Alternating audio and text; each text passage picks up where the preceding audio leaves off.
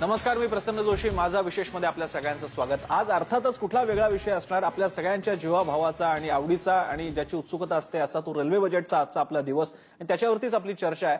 पण आज एक इतिहास घडला. आज कुठल्याही पोकळ आणि केवळ विश्वास दाखवणाऱ्या आणि नंतर प्रत्यक्षात न येणाऱ्या अशा आश्वासनांच्या ऐवजी काही ठोस कृती कार्यक्रम देण्याचा प्रयत्न झाला. पण असं असलं तरी याच बजेटवरती भाजपच्या मित्रपक्षांकडून सुद्धा टीका झाली आणि काँग्रेसकडून आणि बाकीच्या विरोधकांकडून तर झालीच झाली.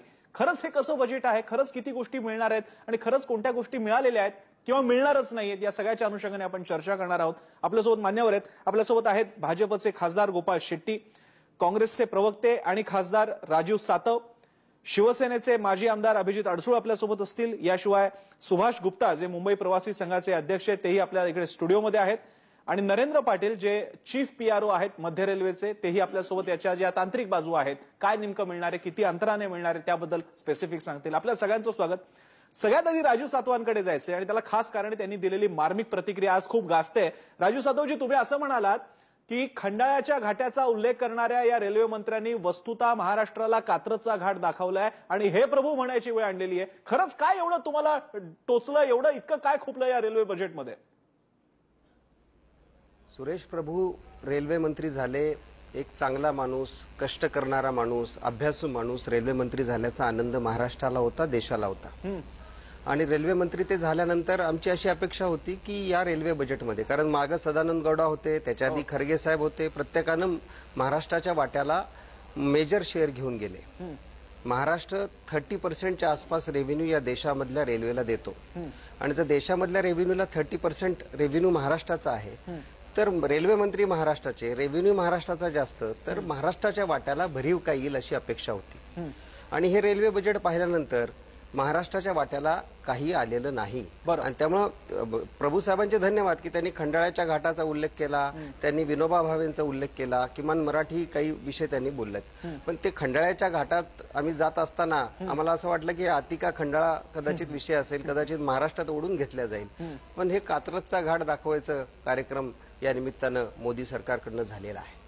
त्यापेक्षा एक महत्वाची आणि फार आवश्यक अशी गोष्ट अशी आहे की सदानंद गौडांचं रेल्वे बजेटचं भाषण आणि प्रभूंचं रेल्वे बजेटचं भाषण जर पाहिलं तर त्याच्यामध्ये आकडेवारीची सुद्धा तफावत आहे. म्हणजे एक तर सदानंद गौडांनी आकडेवारी पाहिलेली नाही किंवा सुरेश प्रभू साहेबांनी आकडेवारी पाहिलेली नाही, असा माझा या संदर्भातलं म्हणणं आहे. आणि एकंदरीत महाराष्ट्राच्या वाट्याला यातनं काही आलेलं नाही. महाराष्ट्राच्या तोंडाला पानं पुसण्याचा हा सगळा प्रकार आहे.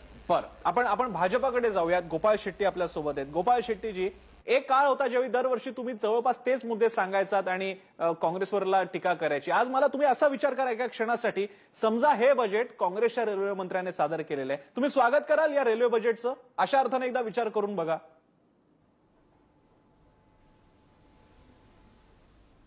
हॅलो हॅलो हा गोपाळ शेट्टीजी, माझा आवाज पोहोचतोय तुमच्यापर्यंत? हो आता पोहोचतोय. हो हा गोपाळ शेट्टीजी, माझा प्रश्न तुम्हाला असा होता की हे रेल्वे बजेट तुम्ही जर का समजा हे काँग्रेसच्या मंत्र्याकडनं असंच सादर झालं असतं तर तुम्ही खात्रीलायकरित्या म्हणू शकता आता की आम्ही स्वागतच केलं असतं, एवढं चांगलं बजेट आहे आताचं?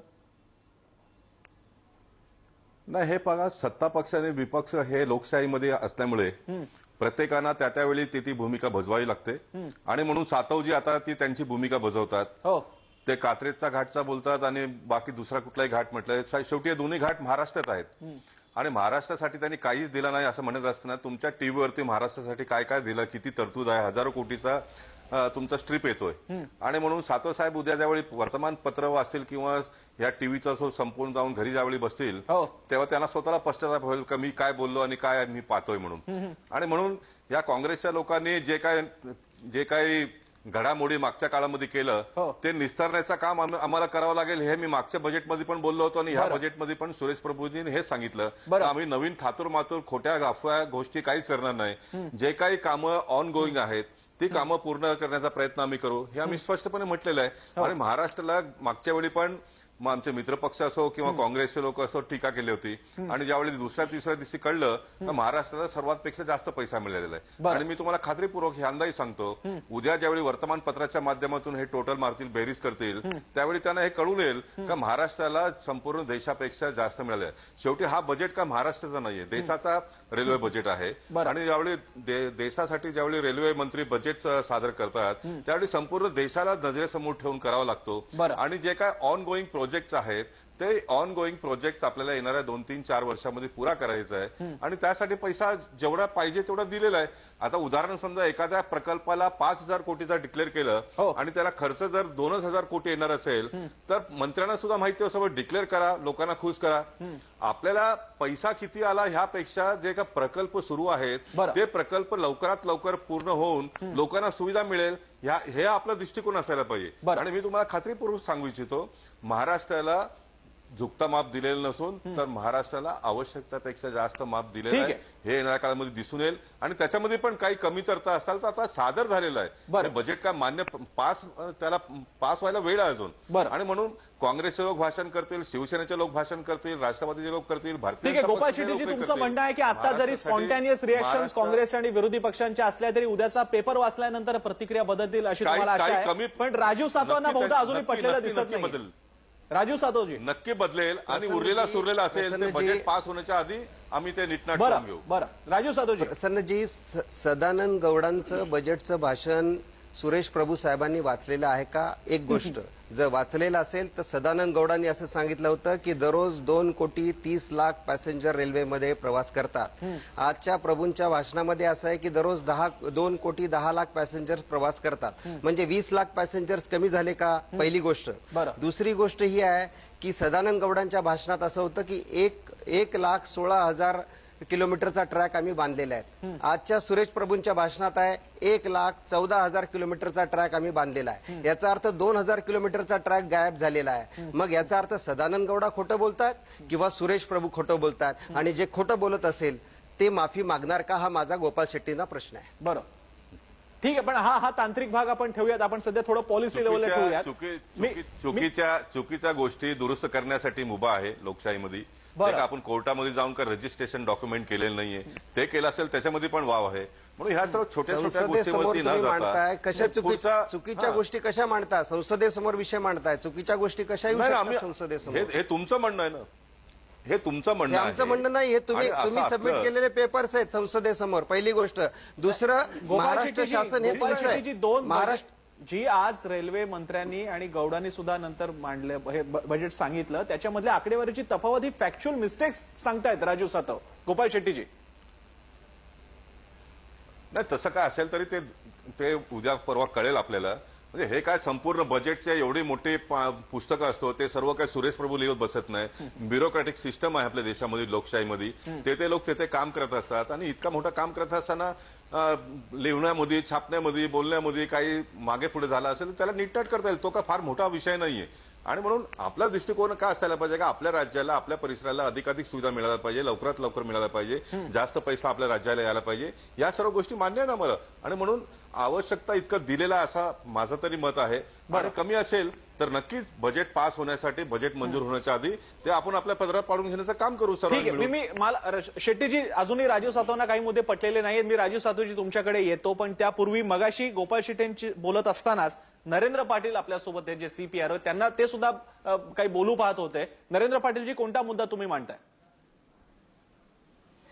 मी माननीय खासदार आमचे राजीव सातवांनी जो मुद्दा हे केला आहे की खंडाळ्याच्या घाटाची आठवण करून दिली आणि कात्रजचा घाट दाखवला, तर मी त्यांना सांगू इच्छितो की ह्याच खंडाळ्याच्या घाटात आमच्या माननीय रेल्वे मंत्र्यांनी पुणे ते लोणावळ्याच्या दरम्यान 3री लाईन टाकण्याचा जो प्रकल्प मंजूर केलेला आहे तो ह्याच खंडाळ्याच्या घाटाच्या जवळ मंजूर केलेला आहे. तसंच कराड ते चिपळूणच्या दरम्यान नवीन लाईन टाकणार आणि पश्चिम महाराष्ट्र आणि कोकणाला एकत्र आणण्याचा प्रयत्न करण्यात आलेला आहे. त्याचबरोबर वर्धा ते बल्लारशा 3री लाईन टाकणार आहेत. त्यानंतर पुणे ते मिरजमध्ये डबलिंग करणार आहे. त्याचबरोबर राजनांदगाव ते नागपूरमध्ये 3री लाईन टाकणार आहेत. बरं. तसंच पुणे ते नाशिकच्या दरम्यान सर्वे आपण मंजूर केलेला आहे.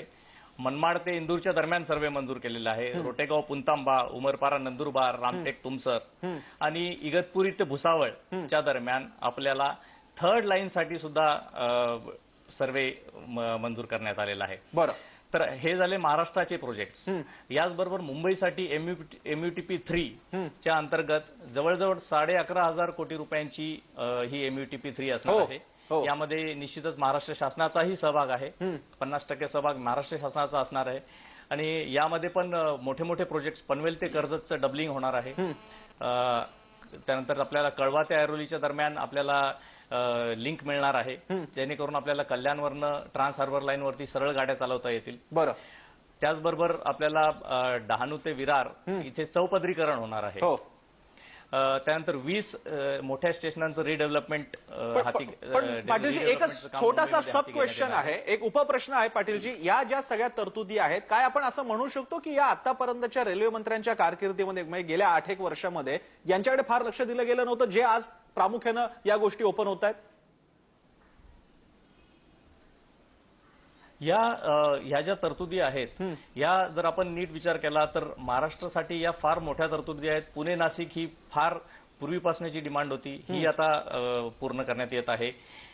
त्याचबरोबर कराड ते चिपळूण म्हणजे पश्चिम महाराष्ट्रातनं चिपळूणकडे जो नवीन लाईनसाठी सांगितलंय, ही पण एक पूर्वीची डिमांड होती. बरं. तसंच मुंबईमध्ये जी डेव्हलपमेंट होते, मुंबईची डेव्हलपमेंट कल्याणच्या पुढे होते, तिकडे डहाणूपर्यंत होते, इकडे कर्जतच्या साईडला होत आहे.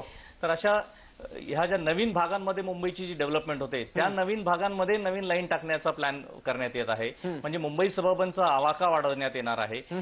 यामुळे आपले जे नवीन ठिकाणी लोकसंख्या वाढ होते आहे, त्या सर्व क्षेत्रांना आपण प्राधान्य देत आहोत आणि ह्या सर्वांना आपण सबअर्बनच्या नेटवर्क खाली आणणार आहोत.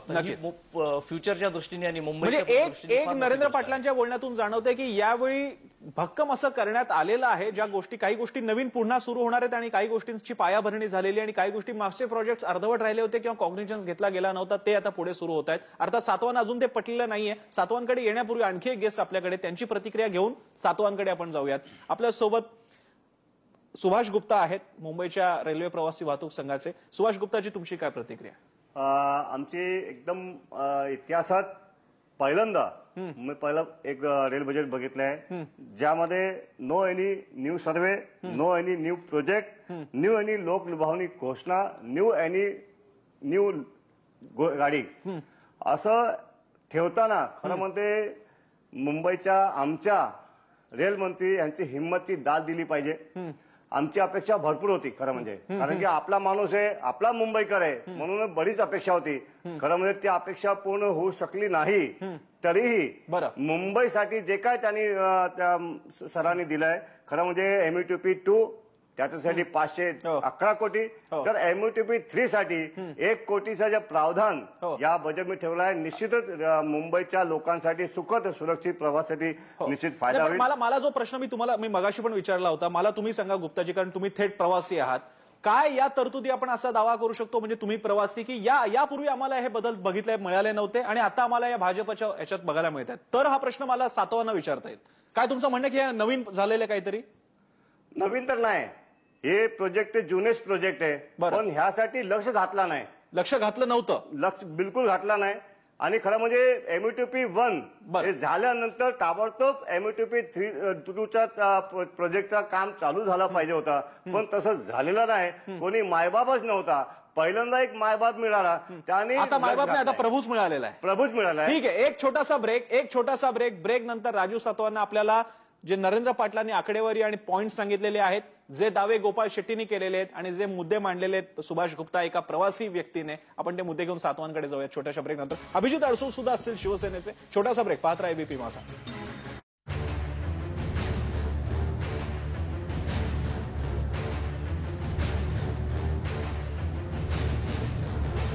आपल्या सगळ्यांचं स्वागत. आपण बघताय माझा विशेषमध्ये आपला आत्ताची चर्चा विरोधकांच्या टार्गेटवर लक्ष आहे का वेल्डन झालेलं बजेट. अर्थात प्रभूंनी ज्या प्रकारे कुठल्याही ज्या करता येणार नाही अशा घोषणा न केलेलं, थोडंसं प्रॅक्टिकल प्रॅग्मॅटिक ठेवलेलं, पण विरोधकांचं तो टीकेचा भाग झालेला आहे का? आपल्यासोबत आता आहेत अभिजित अडसूळ शिवसेनेचे माजी आमदार राहिलेले आहेत आणि शिवसेनेचा आज दिवसभरातला सूर काय फार बरा राहिला नाही. अभिजित अडसूळजी, का नाही पटलेलं आहे तुम्हाला प्रभूंचं तुमच्या सहकारी पक्षाच्या रेल्वे मंत्र्याचं बजेट?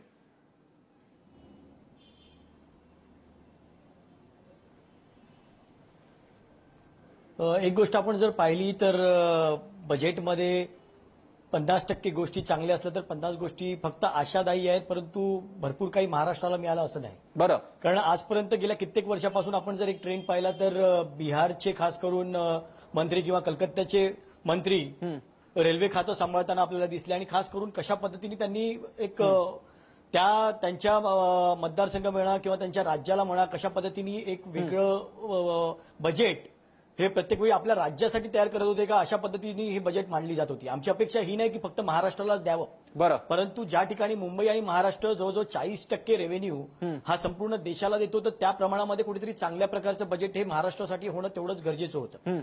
आज मुंबईसाठी सुद्धा आज हजारो करोडचं पॅकेज दिल्याचं म्हटलं जातंय. एक लाईन सेपरेट टाकली जाईल, ई कॅटरिंग म्हणा, सिक्युरिटी, क्लिनलीनेस, या सर्व गोष्टी या सगळ्या देशासाठी सर्व ठीक आहेत. बरं, परंतु जे गेल्या कित्येक वर्षापासून घोषणा फक्त कागदावर काँग्रेस सरकार, अडसूळजी, तुम्हाला तुमच्या आमच्या विदर्भाला 4 रेल्वे लाईन्स तिकडे निधी दिलेला आहे. महाराष्ट्र ही वाट बघत होता की मुंबईसाठी MUTP 3 सुरू करण्यात आलेलं आहे. ह्याची तुमच्या दृष्टीने काही खास महत्व नाहीये का?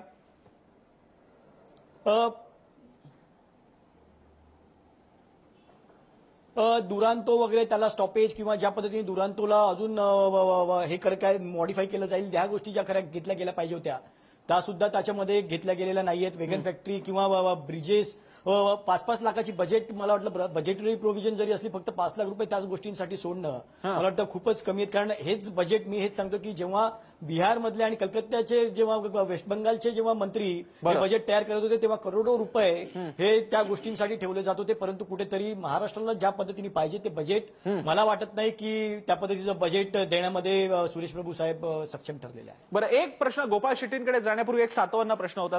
एक मुंबईला खऱ्या अर्थानं मुंबईतला जो चाकरमानी आहे, बरं, जो सकाळी घरातून निघतो. अडसूळ पूर्ण करा, अभिजित पूर्ण करा तुम्ही.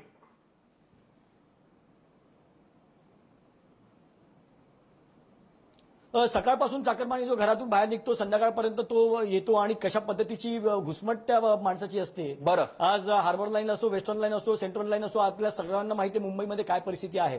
खऱ्या अर्थानं एक वेगळं एक लाईन आपण देतोय तोपर्यंत ठीक आहे, परंतु ही घोषणाच राहू नये. आणि खऱ्या अर्थानं एक चांगल्या प्रकारे रेल्वेचे डबे वाढवणं किंवा रेल्वेची फ्रिक्वेन्सी वाढवणं हे सुद्धा तेवढंच गरजेचं त्यामध्ये होतं. कारण मुंबईचा चाकरमानी हा गेल्या कित्येक वर्षापासून उपेक्षित राहिलेला, फक्त हा वाट बघत राहिलेला की कुठेतरी आता तरी माझ्यासाठी मी जेव्हा एवढं मोठं बजेट महाराष्ट्रामधून मुंबईमधून 35-36% या देशाला पुरवतो, तर आज तरी माझ्यासाठी कुठेतरी विचार केला जाईल. परंतु या बजेटमध्ये मला वाटत नाही की तेवढा विचार केला गेलेला आहे. ठीक आहे, आता याच्याबद्दल खरं तर मुंबईच्या प्रवाशांचे प्रतिनिधी आपल्यासोबत आहेत, त्यांचं म्हणणं खरं तर वेगळं पडतंय. पण त्यापूर्वी आपल्याला गोपाळ शेट्टी आणि राजीव सातवांकडे जायचंय. पहिल्यांदा राजीव सातव यांच्याकडे.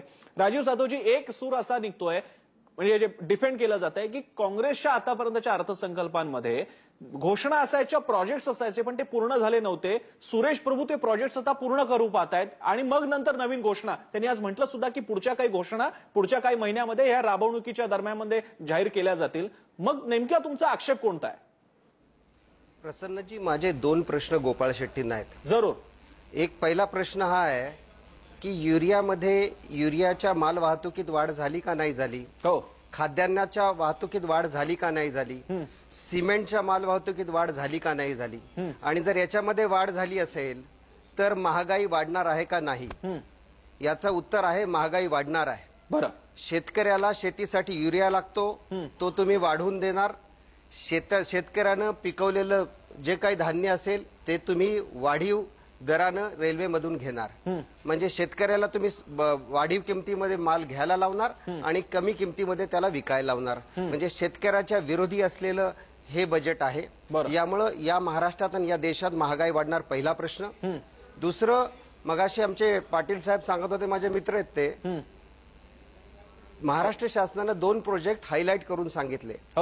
पहिला प्रोजेक्ट जो होता तो गोपीनाथ मुंडेंचं स्वप्न असलेला परळी नगर मार्ग आणि दुसरा आमचा स्वतःच्या मतदारसंघातला यवतमाळ नांदेड महामार्ग, यवतमाळ नांदेड रेल्वे रूटचा विषय होता. या रेल्वे रूटला किती बजेटचं अलोकेशन झालं?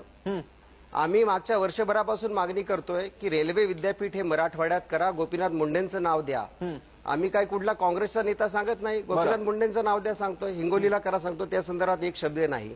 आणि त्याच्या पुढचा प्रश्न असा की तुम्हाला सुरक्षिततेच्या संदर्भातला ऍक्शन प्लॅन करायला 12 महिने वाट पाहावी लागते. मागच्या बजेटमध्ये सुद्धा सुरक्षिततेच्या ऍक्शन प्लॅनची गोष्ट होती. आज सुद्धा तुम्ही सांगता की 3 महिन्यांना आम्ही ऍक्शन प्लॅन करू. म्हणजे 12 महिने जर तुम्हाला ऍक्शन प्लॅन करायला लागतात तर लोकांची सुरक्षितता कधी पाहणार तुम्ही? केवळ शब्दांचे बुडबुडे करायचे. ठीक आहे, गोपाळ शेट्टीजी, उत्तर तुमचं. हे चालणार नाही. नाही, सातवजींनी जो हॅलो हा शेट्टीजी बोला. सातवजींनी जो मुद्दा उपस्थित केला त्या मुद्दा बरोबर आहे. कारण भाववाढ झाले का त्याचा परिणाम दुसऱ्या तिसऱ्या वस्तूवरती पडणारच आहे. आणि हे ऑन गोईंग प्रोसेस आहे. आणि सातव साहेबांना हे माहिती असायला पाहिजे का यंदा केंद्र सरकारने पहिल्यांदा महाराष्ट्रासाठी कमीत कमी 20% मागच्या वर्षापेक्षा जास्त पैसे हे महाराष्ट्राला मिळणार आहे. नीती आयोगच्या माध्यमातून प्रधानमंत्र्यांनी जो नवीन एक प्रयत्न सुरू केला, सर्व राज्यांना अधिक पैसे मिळायला पाहिजे म्हणून, तर महाराष्ट्राला ह्या वर्षी भरपूर पैसा मिळणार आहे. आणि म्हणून हे जॉईंट एफर्ट आहे. कुठे शेतकऱ्यांना कुठेतरी कुठेतरी नुकसान होत असेल, हानी पोहोचत असेल, त्याचा भर काढून देण्याचं काम महाराष्ट्र सरकार करेल. आणि म्हणून सातवाने हे लक्षात आणून दिल्याबद्दल त्यांचा आपण धन्यवाद करूया. दुसरा, त्यांनी मुंडे साहेबांचं जो नाव देण्याचा हे केलं, त्यांचं गेल्या वर्षी बजेटचं भाषण मी ऐकलेलं आहे, त्यांनी मागणी केलेली आहे. नक्की त्याचा विचार केंद्र सरकार करेल. आणि हे आपण सर्वांनी मिळून, कारण शेवटी गोपीनाथ मुंडेजी हे महाराष्ट्राचे नेते होते. आणि जितका महाराष्ट्रातल्या लोकांना मुंडेजींचे प्रेम होतं तितकंही केंद्रातल्या लोकांनाही प्रेम आहे. आणि म्हणून मुंडेजींचं नाव द्यायला पाहिजे अशा प्रकारचा प्रस्ताव मी दिलेला आहे. परंतु साठव साहेबांनी बजेटच्या भाषणामध्ये त्याचा उल्लेख केलेला आहे. आणि म्हणून ह्याचा श्रेय आपण सातवांनाच देऊया, त्याच्यामध्ये काहीच अडचण नाहीये. आणि म्हणून महाराष्ट्रासाठी आता किती जास्त मिळालं ते प्रयत्न करणं आमचं प्रतिनिधीचं काम आहे. आणि म्हणून माणूस हा कधीच समाधानी नसतो आणि असूही नये प्रगतशील देशामध्ये किंवा राज्यामध्ये. जास्तीत जास्त आपल्याला केंद्रातून महाराष्ट्रासाठी कसा आणता येईल ह्यासाठी प्रयत्न करणं विरोधी पक्ष आणि सत्ताधारी पक्ष दोघांचं नक्कीच. आणि त्यासाठी गोपाळ शेट्टी आणि भाजपचे खासदार आणि शिवसेनेचे प्रयत्न करणार आहेत. अधिकाधिक पैसा महाराष्ट्रासाठी आणण्याचा प्रयत्न. एक नरेंद्र पाटलांसाठी प्रश्न आहे. नरेंद्र पाटीलजी, जो मगाचा प्रश्न थोडा मी रिफाईन करून परत आपल्याला विचारतो. जो राजू सातव मुद्दे मांडतायत, जो शिवसेनेचे मुद्दे मांडतायत, पण मला तुमच्याकडे पॉलिटिकल कमेंट नकोय, मला कल्पना आहे तुमच्या मर्यादांची. मला असे सांगा, असे कोणते नवीन प्रोजेक्ट सुरू होत आहेत, अशा कोणत्या स्टेप्स घेतल्या गेल्यात की ज्याला आपण म्हणू शकतो की हे काहीतरी नवीन सुरू होत आहे, या प्रलंबित मागण्या होत्या इतक्या वर्षांच्या, ज्या आता मार्गी लागतात? हे जे नवीन मार्गांसंबंधी जे मी सांगितलं, जसं कराड, चिपळूण, पुणे नाशिकचा सर्वे, त्यानंतर मुंबईमध्ये MUTP 3च्या अंतर्गत आपण पनवेल कर्जत डबलिंग, विरार डहाणू क्वाड्रॅपलिंग, हे सगळे जे आहेत हे नवीन गोष्टी महाराष्ट्रासाठी मिळत आहेत. आणि यासाठी भरपूर प्रमाणामध्ये निधी पण उपलब्ध करून दिला जाणार आहे. आणि त्याचबरोबर ज्या इतर बाबी ज्या आहेत मुंबई सबअर्बनसाठी, याच्यामध्ये एक घोषणा केली आहे की 5 मिनिटात आपण तिकीट उपलब्ध करून देणार आहोत. त्या संदर्भातही माननीय रेल्वे मंत्र्यांनी एक घोषणा केलेली आहे. त्यानंतर महिलांच्या सुरक्षिततेसाठी सबअर्बन गाड्यांमध्ये आणि काही लांब पल्ल्यांच्या गाड्यांमध्ये CCTV कॅमेरे लावण्याची पण त्यांनी या बजेटमध्ये तरतूद केलेली आहे. त्याचबरोबर 182 हा एक RPFचा नंबर यामध्ये आपल्याला देण्यात आलेला आहे, जेणेकरून ज्या महिला ट्रेनमध्ये आहेत त्यांना हे पॅनिक बटन दाबता येईल आणि जर काही सुरक्षिततेला धोका असेल तर त्यांना त्यांची मदत घेता येईल. त्याचबरोबर आपल्या A1, A आणि B क्लास स्टेशन्सवरती वायफाय सुविधा देण्याची ही घोषणा या बजेटमध्ये करण्यात आलेली आहे. आणि एक लोकांना कंप्लेन करण्यासाठी एक सिंगल विंडो नंबर देण्यात आलेला आहे. तो 138 हा एक नंबर दिलेला आहे, जो सिंगल विंडो नंबर असणार आहे. ठीक आहे. त्याचबरोबर जे टाउटिंगचे जे प्रकार असतात तिकिटांमध्ये ते कमी करण्यासाठी आता 120 दिवसांचं ऍडव्हान्स तिकीट अवेलेबल. पण पाटीलजी, हे झालं अर्बन, म्हणजे MUTPच्या बाबतीतला प्रोजेक्टचं जवळपास स्वागत केलेलं आहे, पण तरी शिवसेनेने सुद्धा अगदी MUTP वरती टीका नाही केलेली. पण मला तुम्हाला स्पेसिफिक प्रश्न होता की उर्वरित महाराष्ट्राच्या बाबतीत मराठवाड्यातल्या काही लाईन्स होत्या, विदर्भातल्या होत्या, त्यातलं वर्धा नागपूरचं तर आपण मगाशी बघितलेलं आहे. पण इथे आपल्याला म्हणता येईल की या भागांना सुद्धा न्याय देण्यात आला इतक्या वर्षांच्या राहिलेल्या मागण्यांचा? हो, आता आपल्याला बघा, उत्तर महाराष्ट्रामध्ये उमरपारा, नंदुरबार ह्या मागासलेल्या भागामध्ये आपल्याला नवीन लाईनीचा सर्व्हे करण्यात येत आहे. त्याचबरोबर मनमाड ते इंदोर, म्हणजे मालेगाव ते धुळे मार्गे मनमाड ते इंदोर हा एक सर्वे देण्यात आलेला आहे. हा सुद्धा उत्तर महाराष्ट्रातला एक दुर्गम भाग आहे. तसंच पुणे नाशिक ही महाराष्ट्राचे 2 महत्वाचे शहर जोडण्याचं जे खूप वर्षांपासूनची जी मागणी होती त्या मागणीकडे लक्ष देण्यात आलेलं आहे. तसंच विदर्भामध्ये रामटेक ते तुमसर ह्या नवीन लाईनचा सर्वे जो आहे तो सांगण्यात आलेला आहे. तर ह्या प्रकारे महाराष्ट्रातले जे मागासलेले काही भाग होते, जसं उत्तर महाराष्ट्रामधला नंदुरबार जिल्हा, त्या जिल्ह्यासाठी सुद्धा तरतूद करण्यात आलेली आहे. नक्कीच. त्याचबरोबर इन्फ्रास्ट्रक्चरला आपल्या जो आता आपला एक्झिस्टिंग इन्फ्रास्ट्रक्चर आहे त्याला स्ट्रेंथन करण्यासाठीही त्याचा अर्थात नरेंद्र पाटीलजी बाकीचे तर अनेक मुद्दे असतील, पण तुम्ही एक मुद्दा महत्वाचा मांडला, तो घेऊन मला पहिल्यांदा राजीव सातव त्यानंतर अभिजित अडसुळांकडे जायचं. राजीव सातवची एक छोटासा मुद्दा, बाकीचे रेल्वे रूट्स तर महत्वाचेच आहेत, ते कधी नाकारलेले नाहीत. मुंबई पुणे नाशिकचा जो ट्रायंगल म्हणून अगदी काँग्रेसने सुद्धा त्याचं कौतुक केलं होतं 10 वर्षाच्या कालावधीमध्ये.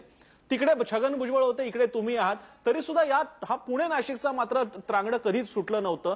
तेवढं बाकीचे लाईन्स काढणं सोडा, पण इथे का नव्हती सुरू झाली काँग्रेसच्या काळामध्ये? आज तिकडे सुरू होतंय असं आपल्याला रेल्वेचे प्रवक्ते सांगतायत.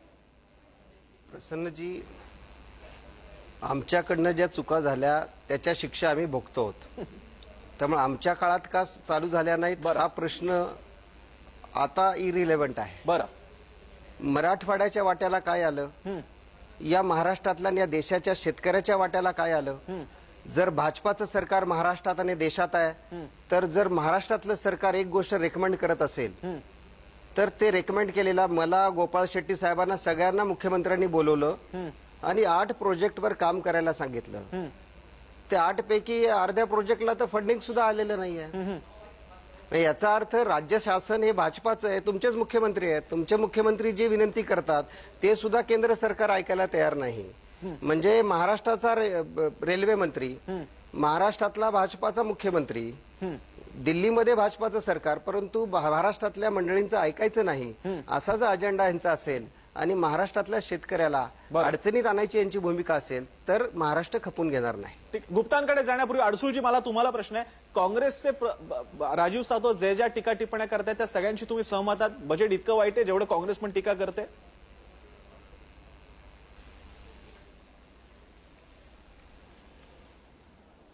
नाही, अजिबात नाही. मी आधीच सांगितलं की 50% वाईट गोष्टी असल्या तरी 50% चांगल्या गोष्टी त्यामध्ये आहेत. जे फक्त काही प्रमाणामध्ये, ज्या मगाशी सांगितलं की काही प्रोजेक्ट जे बाकी होते ते प्रोजेक्टला सुरुवात झालेली आहे, बजेटरी प्रोव्हिजन सुद्धा झालेली, परंतु अजून महाराष्ट्राला मिळवता आलं असतं. आमची मागणी हीच होती की महाराष्ट्राला थोडं वरचढ चष्मा देणं गरजेचं होतं. कुठेतरी मुंबईतून, महाराष्ट्रातून जेव्हा एक रेल्वे मंत्री जातोय तर नक्कीच महाराष्ट्राच्या आशा जास्त होत्या. खऱ्या अर्थानं यामध्ये वाखाणण्यासारख्या काही गोष्टी आहेत. वायफाय असो, ई कॅटरिंग असो, महिलांची सिक्युरिटीचा गोष्ट असो, क्लिनलीनेस असो, ह्या सगळ्या गोष्टी खरं ज्या होत आहेत त्या नक्कीच त्या अप्रिशिएट केल्या गेल्या पाहिजे. परंतु एक महाराष्ट्रीयन म्हणून, एक मुंबईकर म्हणून ज्या आमच्या आशा होत्या त्या पूर्ण होत नाहीयेत, याची खंत कुठेतरी आमच्या मनामध्ये आहे. मुंबईकर असणारे प्रवासी आपल्यासोबत आहेत. गुप्ताजी, तुम्हाला काय वाटतं या बाबतीत? मला वाटतं तुम्ही उलट आम्हाला असं सांगा की अजून कोणते मुद्दे राहिलेले की जे तुम्हाला अपेक्षित होते की यावेळी ऍड्रेस होतील? खरं म्हणजे मी 25 वर्ष झाली या रेल्वे पॅसेंजर असोसिएशनचं काम करताना. आम्ही 25 वर्षापासून मुंबईचा एक मोठा प्रश्न आहे म्हणजे की मुंबईत 3,500 लोक ऍक्सिडेंटमुळे मरतात आणि तेवढेच लोक घायल होतात आणि त्यांची हालत एकदम बेकार असते. त्यासाठी 1 वर्ष अगोदर एक पार्लमेंटरी स्टँडिंग कमिटी मुंबईत आली, पहिल्यांदा आली आणि त्याने विचारलं बाई महिलांच्या सुरक्षेसाठी काय. आता 2 महिन्या अगोदर रेल्वे ऍक्सिडेंटसाठी स्टँडिंग कमिटी आली. सर्वांना आम्ही निवेदन दिले, सर्वांना सजेशन दिले, पण पहिल्यांदा सीसी कॅमेरा लावणं हे महत्वाचा आमचा इश्यू होता. त्याने ह्या बजेटमध्ये घेतलंय आणि महिलांची सुरक्षा या विषयावर तरतूद केलेली आहे. हा महत्वाचा बात आहे. दुसरा ट्रेस पासिंग आणि ट्रेस पासिंग कसं होतो आणि कशासाठी ते थांबवता येतो त्यासाठी 520 कोटीचा तरतूद या बजेटमध्ये केलंय. खरं म्हणजे ते खुशीची गोष्ट आहे. ठीक आहे. एक फक्त आय थिंक नरेंद्र पाटील काहीतरी मुद्दा मांडू पाहतायत. पाटीलजी. आपल्या खासदार साहेबांनी थोड्या वेळापूर्वी जे फ्रेटमध्ये वाढ होणार आणि त्यामुळे जे आपल्याला नुकसान होणार हे जे सांगितलं त्या संदर्भात थोडंसं एक क्लॅरिफिकेशन मी देऊ इच्छितोय. बरं, यामध्ये जे आता फ्रेट आहे त्या फ्रेटमध्ये वाढ केलेली नाहीये. फ्रेटचे जे स्लॅब्स होते म्हणजे किलोमीटरचे स्लॅब असतात 1 ते 50, 50 ते 100, त्या स्लॅब्समध्ये काही चेंजेस केलेले आहेत आणि त्या चेंजेस केल्यामुळे काही ठिकाणी आपले जे फ्रेट आहे ते कमी सुद्धा होणार आहे. म्हणजे जर तुम्हाला उदाहरण द्यायचं झालं तर आपल्याला डिझेल जे आहे ते बरोडापासून न्यू जलपाईगुडीपर्यंत एका रेकमध्ये जवळपास 6 लाख रुपयाची बचत होणार आहे डिझेल वाहतुकीमध्ये. त्याचप्रमाणे गांधीधामपासून समजा जम्मू तावीपर्यंत जर तुम्ही डिझेलची गाडी ट्रेन नेली तर त्यामध्ये आपल्याला साधारणतः 6.25 लाख रुपये पर रेक आपली बचत होणार आहे. तसंच कोळसा जो आहे तो जर आपण कोरबापासनं समजा आपण गांधीनगरपर्यंत नेला तर प्रत्येक रेकमध्ये आपल्याला जवळजवळ 1,09,000 रुपयाची बचत होणार आहे. तर काही ठिकाणी बचत होणार आहे, काही ठिकाणी स्लॅब्स चेंज केल्यामुळे वाढ होणार आहे. पण याच्यामध्ये आपण फ्रेटमध्ये वाढ केलेली नाही. असं नाही, असं नाही. बऱ्याच ठिकाणी असं सांगण्यात येतं की 10% फ्रेटमध्ये वाढ केली आहे, पण अशी 10% फ्रेटमध्ये वाढ केलेली नाहीये, फक्त स्लॅब्स आपण चेंज केलेले. मला शेवटची 1-2 मिनिट आहेत. मला स्पेसिफिकली फक्त राजू सातव आणि अभिजित अडसुळांकडे जायचं आहे, कारण ते आता पुढे जाऊन मागण्या मांडणार आहेत आणि गोपाळ शेट्टींनी ते ऐकायचे आहेत. मला राजू सातवजी तुम्ही 2 मुद्दे सांगा, 2 किंवा 3, आणि मला अभिजित अडसूळ तुम्ही 2 किंवा 3 मुद्दे सांगा की किमान येत्या काही महिन्यामध्ये सुधारणा करता येते बजेटमध्ये. आपल्याला कल्पना आहे कोणते 2 किंवा 3 मुद्दे तुम्ही सांगाल की यांना पहिल्यांदा प्रेफरन्स द्या. राजू सातव.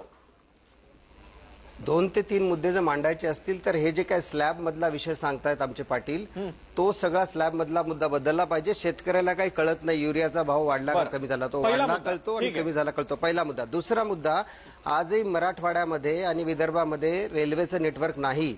रेल्वेचं नेटवर्क सुरू करण्यासाठी वेगळे प्रयत्न केले गेले पाहिजेत, कारण महाराष्ट्र म्हणजे फक्त मुंबई, पुणे, नाशिक नाही. महाराष्ट्रामध्ये औरंगाबाद आहे, हिंगोली आहे, परभणी आहे, यवतमाळ आहे. याचा विचार केला गेला पाहिजे आणि इन्क्लुझिव्ह विकास होण्याच्या दृष्टीनं प्रभूंनी विचार केला पाहिजे. बरं, अभिजित अडसूळजी.